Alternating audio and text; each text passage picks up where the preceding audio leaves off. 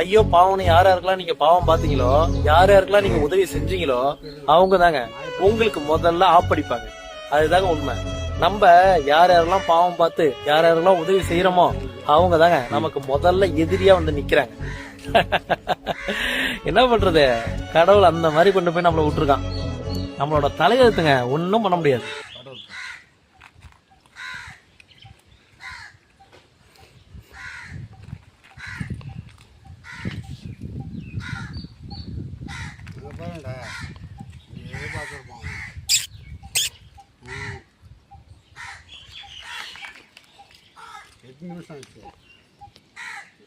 ஒன்று 48 சாமி கவர் ஆகுதா?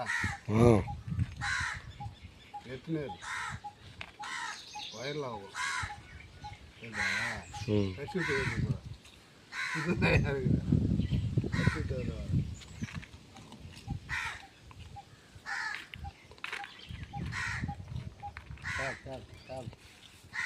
ஸ்டாப் பண்ணி